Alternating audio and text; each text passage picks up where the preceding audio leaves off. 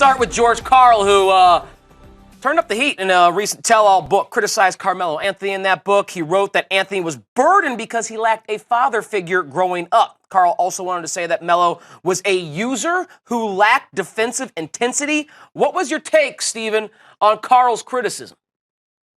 I mean, you can only take it as what all the other players who actually was there at the time. You only can go off what they say. A bitter person. Nobody got along with him. Nobody liked him. He was one of those, I guess, think he knew it all type of coaches. But why now? Why come out with that now? Is it to? I think if that was the strategy to sell the book, then that's going to backfire on him, because you got to think a lot of people in the NBA, especially players, it's a high percentage that grew up without a dad, and I'm one of them. So when you have guys like Carmelo and those guys to make it and be the caliber of player that they've been for so long, you commend them. George Karl, your son didn't get into the league, and the only reason he got a job was because you gave it to him.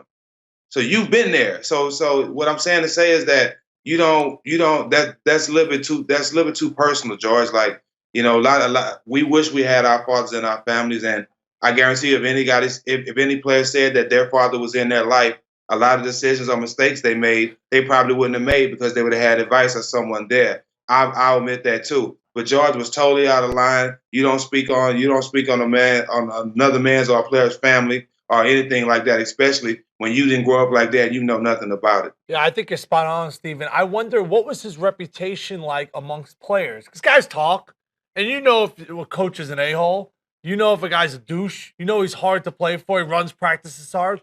What was his reputation while you were playing and while Karl was in the NBA?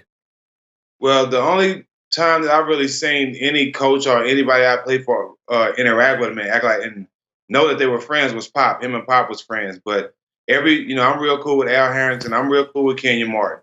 We were real close friends. And I know that they couldn't stand him, but they wasn't going out publicly bashing him. They haven't played for him in years.